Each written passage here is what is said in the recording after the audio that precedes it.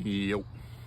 Hey everyone, coming to you from a lovely forest in Appalachia. I want to talk about today the throat chakra, or the throat region. I want to do a quick session to show you 3 things that can immediately help you with it and reasons to focus on your energy when it comes to your throat. So first, as you've seen in other videos and as I've been talking about mostly in the early videos, getting into Reiki is pretty easy. You just put your hands like this, do the breathing, do the focusing, open up your mind. What does that mean?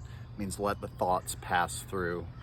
Thoughts can get right into your mind, lead to more thoughts, lead to focus on the thoughts. For right now, we focus on this, we let the thoughts pass through.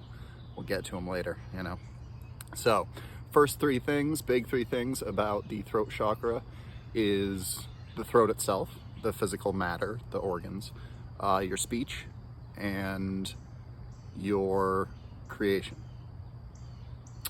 So we all know just from how our bodies feel that our necks are vulnerable, and most of us associate that with the carotid arteries and with breathing and swallowing. In Reiki, in energy work, the throat has another big part that we focus on, not just for essential functioning, but for the functioning of our energy bodies, and that is our thyroid gland. The thyroid gland is immensely important when it comes to your mood and your general experience of your emotions. I know I have some ladies who are in the subscribers list, and many of you, because it affects women much more often, have experienced hypothyroidism or hyperthyroidism. It is so much more common than people think it is, and working on the energy of our throat can help with that. Why? Well, your thyroid controls many of your hormones and other chemicals as well. Those chemicals go into how we experience our moods, and those in turn affect our lives. So, in order to better influence our lives, we can give love to our thyroid gland and help it maintain its balance, also its output.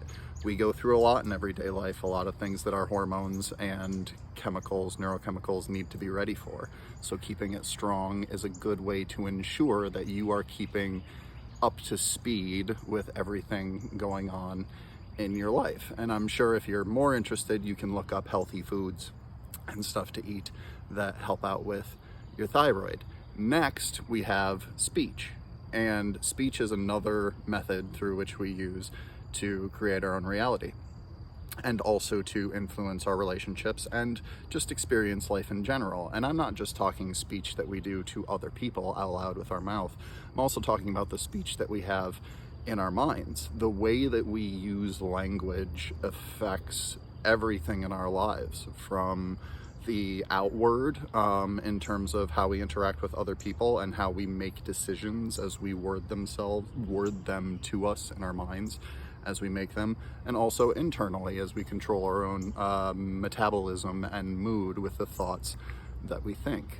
And so mindfulness of how we use this gift of speech is important, and I think that trying to suck up all the bad words we say so they don't have any consequences, or keep extra focus on every word we say to make sure we don't say a wrong one, is not a proper use of our time. A proper use of our time is to feel healthy to begin with, feel invigorated with the energy, and then speak from that place of fullness, not from a place of lack. And making sure your throat energy, voice, word projector is in good shape by just taking some time and feeding some energy to it is really beneficial. And finally, we have creation. And creation is really another part of using your words correctly. However, in terms of creation, of manifesting your dreams and what you want into your life, that is not just using your words because you can think a million positive thoughts and not have a positive thing happen, just like you can think a million negative thoughts and not have a negative thing happen.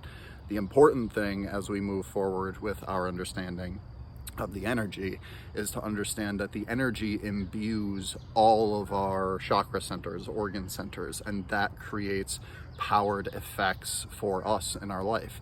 By allowing the energy to flow through the, shall we say, psychic apparatus that you use to command your words, you can empower it with intention, whatever your intention is. And you empower it with, I don't mean to get too sappy, but you empower it with love, and you bring more love and connection into your life. And I think even anybody can resonate with that, you know? So that's just a quick lesson on that. I think that the throat chakra often doesn't get a lot of love because we don't like identifying with our vulnerability.